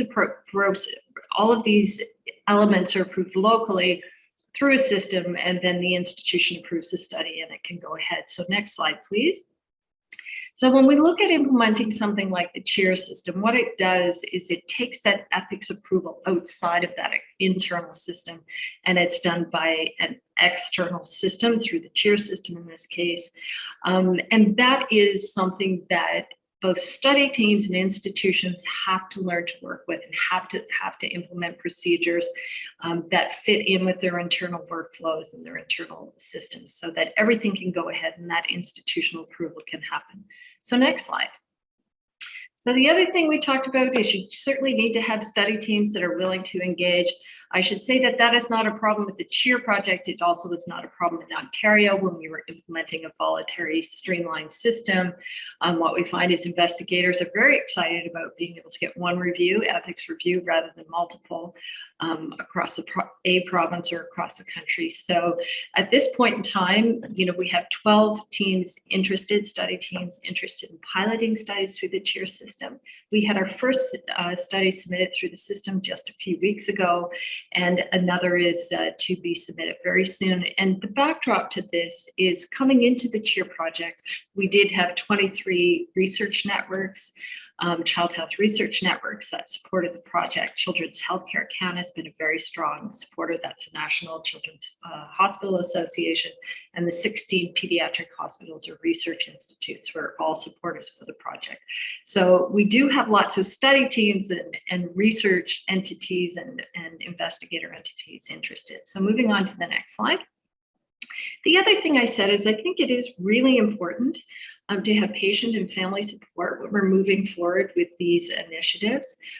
In terms of CHEER, we have a patient family advisory committee. We also have patient and family advocates in our strategic implementation advisory, and we're also have been and will be working with more child health advocacy groups across the country. I put a quote here, and this is from Antonia Palmer, who's the chair of our CHEER Patient and Family Advisory Committee. But really, these groups are so important to remind us that we should be protecting children with research, not from research. So we should be enabling research to happen as efficiently and as well as we can. So if we can move to the next slide. So this is kind of sums up what we have and what we're still working on. So of course we have a cross-Canada legislative regulatory policy environment that is very positive and supportive of a single review. By province, again, lots of streamlining within provinces, but when you go to, across those provincial barriers, we have 4 provinces that have barriers, but we have 10 provinces / territories do not. So, we're hoping over time that we'll be able to influence kind of those barriers, those legislative barriers within provinces enable this. In terms of infrastructure, we are all ready to go with the CHEER project. In terms of individual institutions doing what they need to do to approve an external delegation, or study teams and institutions being ready. I put TBWO, which is to be worked on. So, again, we have some good examples of where things are in place and this can happen, but we do have lots of work to do to implement this broadly across the country. Of course, we have research teams willing to engage, and we have good patient and family support. So I'll move to the next slide. So just summing it all up, in that beginning slide, I had sort of bottom largest level, which is where we are really focused now, which is one REB reviewed and it will be in the CHEER system, the actual protocol, all the materials, the review results, and we're hoping that can be adopted, a clean delegation by multiple sites across Canada where they are allowed to do so within their provinces.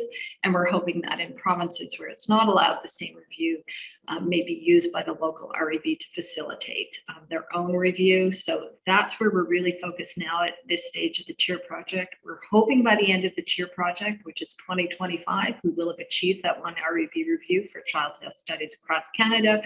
And in the long term, what we're really hoping in Canada is we get to the one REB review for all studies, all health studies and all studies, social sciences, humanities, natural sciences, etc. And if you look to the right at the top of that mountain, that is me sitting in a chair. And no, I am not on vacation. I'm actually retired by all the time all of this happens. And but I'm hopeful. And in fact, I'm positive it will happen one day. And I'm looking forward to when it does and to retiring. So I think that's it for my slide. I think the last is just acknowledgements. And thank you for your time. Well, thank you, Suzanne. I think that we have now 20 minutes. I will hand over to Sam for the moderations of the Q&A sessions. And we have quite a lot of questions in the chat box. So go ahead, Sam. Great, thank you so much. And thanks for those who have added questions. And if you have one, feel free to still add it in now. So the first question is for Barbara. What is the incentive for independent IRBs to be part of the SMART IRB if they're not the ORB of record? Would they have revenue from that trial? So generally the independent IRBs use the agreement and use the network, but they are usually also the IRB of record when because they don't serve a different function. So they do deploy this in order to engineer more rapid bringing on different institutions. Their charges are the same. Right, so the IRB cost would be the same regardless of which board is reviewing, or would it depend on the board of each of the independents have their own set of charges. I don't exactly know what they are. If the way it works for the NIH is that sorry about the background noise, but if the institution is engaged in the research and they do the review, then it is part of the indirect costs of the institution. If they are not engaged in the research, then they can charge for the institute for the review to the NIH. So one of the challenges is to get people to do this without intentionally exporting the review so the other institution can get revenue. Since our grants are also capped, it's going to be problematic if people engineer it to make more money. Right, thank you. Now we have a question for Susan. For our harmonized review in BC, we see tension at institutions balancing two systems, one for harmonized review and one for local single jurisdictional applications. How does Reliance or CTO, or maybe /chair, handle this? Do we move to a single system and not just a platform for single REB review? Yeah, so that's a really great question. Thank you for that. The reality is that when you're managing a study that has a single review across multiple sites, there's an advantage to having one system doing that and doing it robustly and well. So certainly systems like the CHAIR system, it's not just a place to put your review and see the outcome. It also manages all of the requirements, the reminders, the compliance. It's an auditable system. It's all of the things that you would need to see from a Health Canada perspective or a regulatory perspective. And because the system, we anticipate it will have many regulated trials and other studies in it, that sort of robustness, I think, is pretty much required. I think in our dream world, looking forward in Canada, I would like, or you would hope to see that there could be a single system. When we developed the CHAIR system, which is based on the CTO system, we looked at REB questions and processes and workflows across the country. And we are able to harmonize. There's not that much difference between, one institution and the next and what's required for a research ethics review. So I think that would be the dream, is that at one point in time there might be a single system that could manage all of them, with your own local reviews carved off for your own use. Great, thank you. Another question for Susan. What efforts are ongoing or planned to revise the legal barriers in those 4 provinces where they exist? Yeah, so that's another really good question. I think a lot of that change will need to be driven from within the provinces. So we work and have part of the CHAIR project, some really helpful and smart people that we're hopeful that they will work within their provinces to help the change happen. I mentioned patient and family advisory groups. I think they will be key in advocacy there. And our investigators, our researchers trying to get this work done more easily, I think they will be helpful in advocacy there. I should note that a lot of the, what we see in terms of Newfoundland and Quebec and Alberta and Saskatchewan has a piece as well. A little different, but what we see in some of those provinces is the legislation that was created around accepting certain boards within your provinces, it was created a very, very long time ago. Like, it's not within the last couple of years. And it was created at a time where single REB reviews for multi-site studies were really not being done. Since then, the rest of the world has moved on, and so many parts of Canada have moved on as well. So that we're really hopeful, especially as we have infrastructure that people can rely on and systems like reviewing and qualifying REBs, that, you know, legislators and others will feel more comfortable in moving along that path. Wonderful, thank you. So a couple questions for Barbara now. First, how is the reviewing IRB chosen for each new multi-site study? So the default is the PI's institution. There are, and then they have the option to review or to forego the privilege of reviewing. There are some networks that have established central IRBs. So StrokeNet or NeuroNext or NCI funded trials, they always go to the same central IRB. For sponsored trials, pharma sponsored trials, they often choose their own IRB, and it's often an independent IRB. And otherwise, it is the institutions that work out who is going to be the reviewing IRB. And they agree to that based in part on, sometimes on the expertise of the IRB. We have requirements, for instance, that if you're doing any or going to include any prisoners, you need prisoners familiar with prisoner, research on the IRB, or Indigenous peoples, or other particular expertise. But there's nothing magical about it. Great, thank you. And the second question, and I apologize, you might have already addressed this in your previous answers about funding, but the question is, can you please clarify the NIH funds the central IRBs? Is there any federal or industry funding also supporting the process? So so a couple of different pieces to this. So the NIH has helped fund the SMART IRB effort as a grant. That's the first thing. That is not the IRB review or the system, once you're actually reviewing an IRB submission.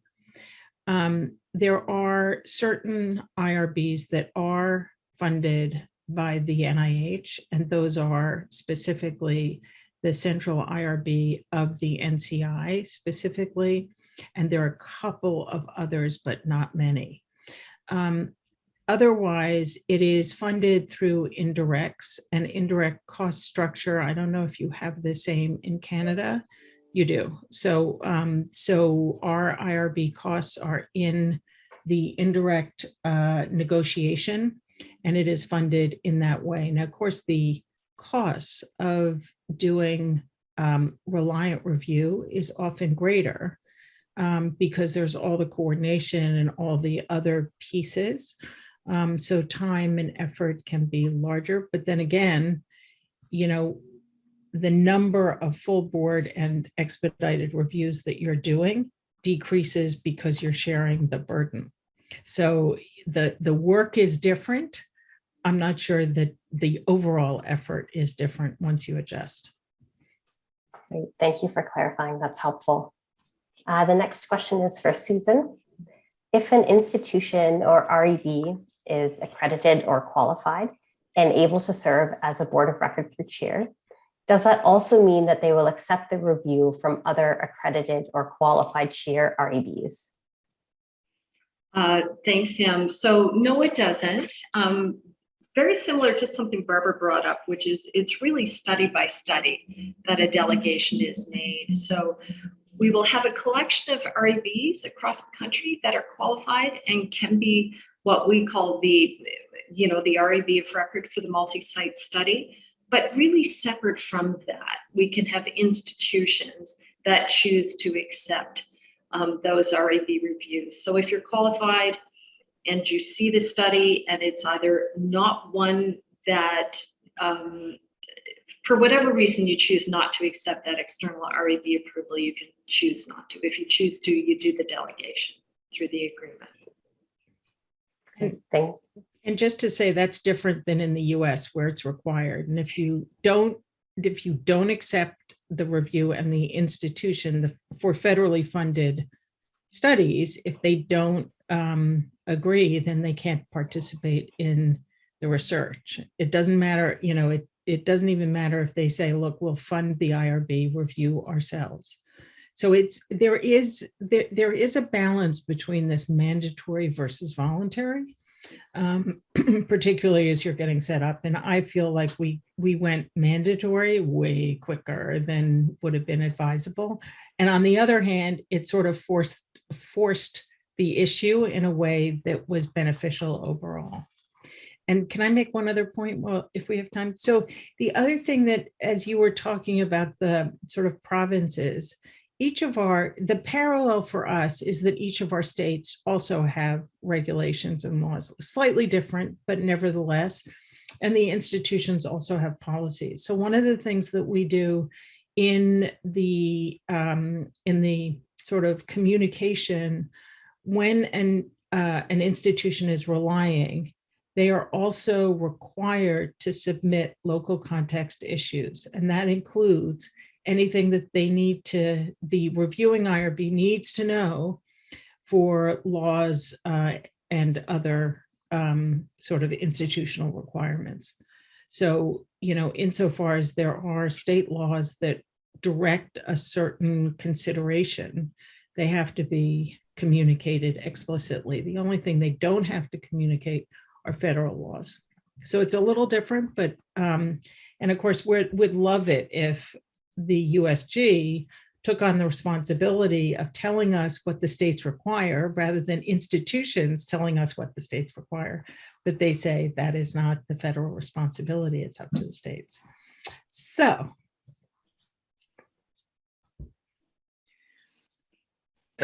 Sam, I have one question for Barb. So you said you are close to 1,000 participating institutions. How many eligible institutions have not joined SMART REB yet? And what are the perceived barriers for those institutions not to join? So a couple. So we don't know how many IRBs or institutions have not joined. We do know that currently the agreement does not conform to some of the regulations for DOD, the Department of Defense, or for the VA. So we're working steadily with our other federal partners to now have a version 3.0 of the agreement to allow those institutions to come on. There are some institutions that have developed their own agreement and they are continuing with that, or for another reason don't want to join. Not exactly sure why, because when we ask, there are no insurmountable reasons. You can have this agreement and you can have others. We're not requiring fidelity and monogamy.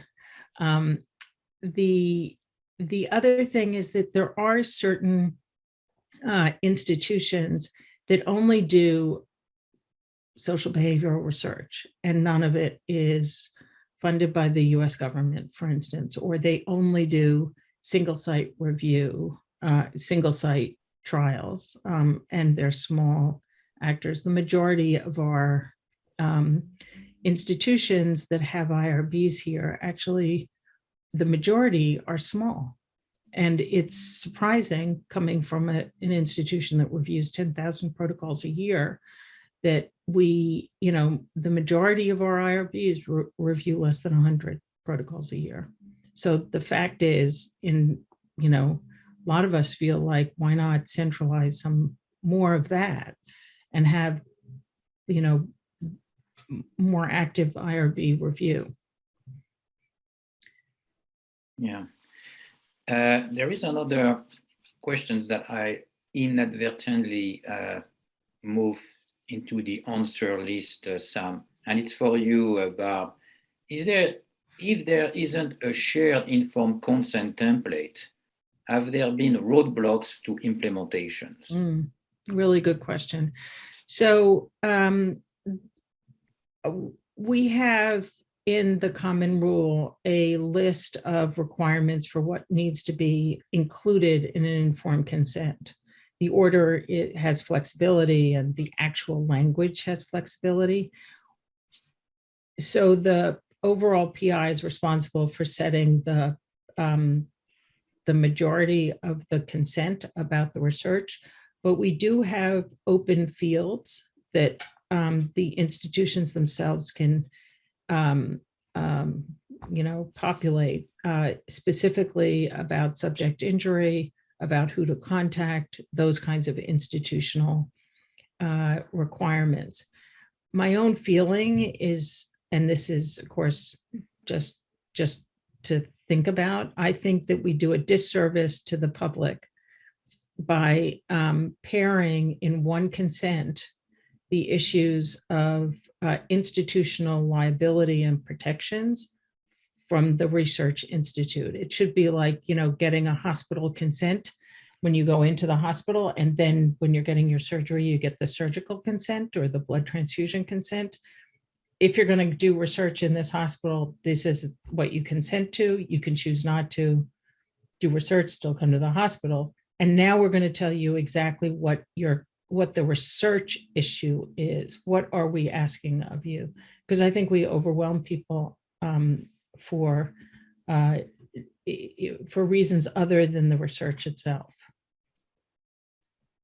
Yeah. Okay. So the SMART RRB is funded for a specific period of time, what is the sustainable plan to keep and maintain this initiative? Really good question. So we have been funded as a supplement to our CTSA grant, and the supplement runs out when the CTSA grant runs out. The NIH is positioned to take over responsibility for it. The community has some commentary about that, but they're doing a great job on the IT, which they're already doing. Okay, well, I hope that it's maintained and continue this amazing work. Pieter and Pirkko, from your side, any complement of informations on what you do in Europe based of what you have heard from Barb and Suzanne? Very impressive. Templates are key. Harmonization is key. Yeah. Very impressive. And what we should really be thinking about as an international community is getting to the place where, one IRB in the US communicates with one REB in Canada. They have an actual conversation about the issues, not like 17 hours of email exchanges or 17 months, and then sort of an agreement for how to proceed. I don't think that as a general rule, and that's true in Europe also, and Africa and Asia and elsewhere, I don't think as a general rule, we're familiar enough with each other's laws and regulations to take responsibility for the review itself. But I think we could do a much better job of using facilitated review in this context. Yes, and from the European perspective, it will be really, really interesting to see how this new CTR and the new portal, the CTIS, will fly and how it will operate in practice when it goes live, because there are so strict timelines that we are really, really interested to see how it really works in a real life. Yeah. Some countries we know already that will be a really challenging rehearsal. And in some countries, of course, like in Finland, we are a small country, there will be probably not so much problems. But in bigger countries, we have really bigger countries in Europe, they have still many ethics committees, and how will they apply this system and be consistent with the timelines? Yeah. That's something to see. And another comment for somebody asked for the infant consents, if you have the templates, the similar templates in US for your states or these ethics committees. Well, we had this same discussion in Europe in EMA when we started this latest work, and we pondered it several months even. We tried to think what would be the template to be able to use in all European countries. But after the thinking thoroughly, we thought we decided that that's not possible, because there are so different requirements at national level. So we are not able to create such template which would be able to be used and applied in all countries.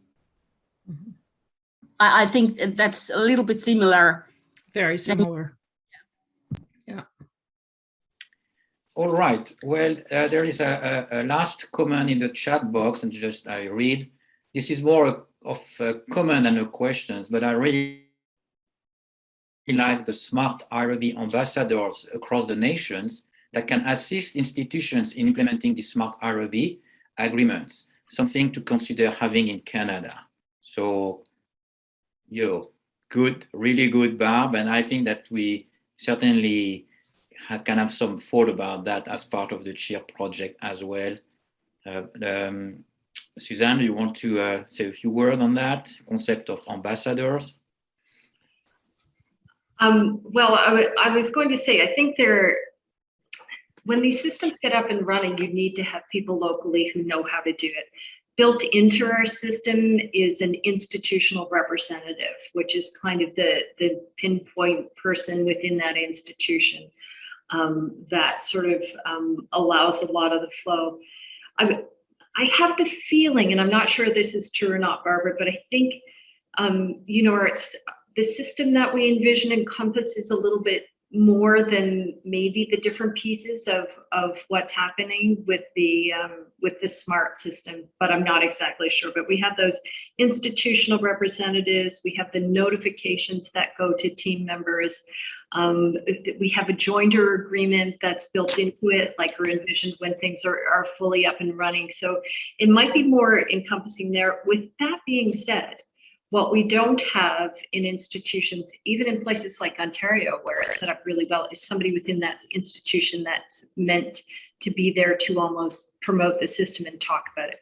With that being said, we have a central office that's there and can be contacted. But I like that idea of the ambassador system, because we are challenged with reach, and certainly in Ontario over the years, and we will be challenged with that with the CHEER project as well. Yeah, so we have each of those pieces. Notifications and the IT system, and we have the points of contact who are the folks in the institution, which, sort of it's a hub and spoke model. So the investigators likely go to their person because they know them. That person then has somebody, their ambassador, that they can reach out to. The advantage of these ambassadors, we started with 12 when we were getting the whole system together. We now have 6 across, or 7, or if you count some of the central team working. The advantage is that we all meet and review the issues, so that it's a really good way of getting feedback from the community back to figure out what people are struggling with, what questions they have, what isn't working, where they're stumbling. And I think that for us it's the afferent efferent limb that has been so helpful. And are they, can I just ask, do they tend to be IRB folks? They tend to be, yes, HRPP people. And for those 7 or 8 people, whatever, we buy 10 or 20% of their time. Okay. The SMART sort of grant pays 10 to 20% depending on the person. So it's sort of a 4 to 8 hour job a week, averaged out. It's not a full-time person at all. And just as the points of contact are not. I do have to say that now that there's this requirement and so many reviews are outsourced, as it were, it's really changed the nature of the job for certain people. There is now a job of a reliance specialist. And it's like, did the NIH and common rule agencies think that they were going to be creating yet another job class in order to, quote, unburden the system? Well, we're not there yet. And, but so be careful what you wish for. Yeah, again, I have a feeling some of this may be a little bit more centrally managed in how we envision it, but I love this model. I'd like to learn more about it. Yeah, anytime. I love talking about it. Okay, well, thank you so much. I think it's time to wrap up. I want to thank Sam for supporting and organizing this webinar. I hope that people who attended, like me, learn, and I actually learned a lot from the Europe and presentations and BARB presentation as well. I also understand that we are all in a kind of moving target process. Everything is dynamic. I'm really curious to see how things unfold in Europe, maybe 1 year from now. And I also think that there may be other jurisdictions that we would want to hear if they have any, upcoming change or reforms to, and process to harmonize or streamline review. I'm thinking of Australia. I'm thinking of the UK, that is no longer in Europe. So maybe it's time to think about a follow-up kind of webinar in 1 year or 18 months that we could jointly organize between Enpr EMA, MRCT, and CHEER.